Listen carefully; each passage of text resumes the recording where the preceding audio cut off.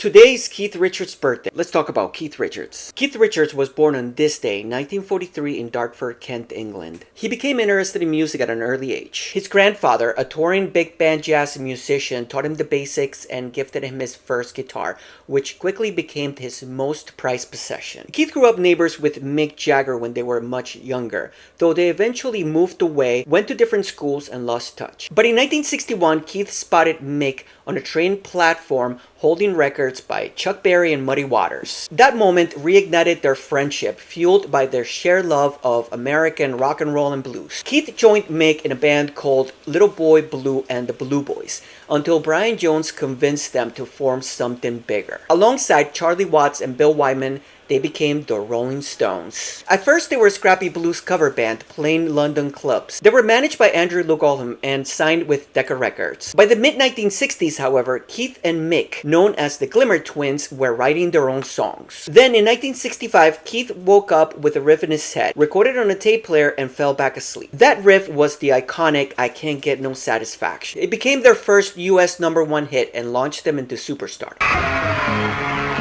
Here's a #1 national hit song that was heard for the first time in the world right here on Shindig. And here are the guys who made it famous, the Rolling Stones! From that point on, Keith Richards' guitar became the sound of rock and roll. He gave us the hypnotic riffs of Jumpin' Jack Flash, Honky Tonk Women, Brown Sugar, and many, many others. His signature open G tuning gave his playing a raw, unmistakable edge. Albums like Beggar's Banquet, Let It Bleed, Sticky Fingers, and Exile on Main Street became some of the best albums of all time. Keith's story isn't just about music, but also about survival. In the 1970s, Keith embodied the rock star lifestyle. There were arrests, addiction, and what seemed like a death wish. The press even dubbed him the world's most elegantly wasted human. But Keith Richards didn't stop. By the 1980s, he had cleaned up his act without losing his edge. He even released solo albums, Talk Is Cheap in 1988, Main Offender in 1992, and Cross-Eyed Heart in 2015. Keith's influence has gone beyond music. Johnny Depp famously based Captain Jack Sparrow on him,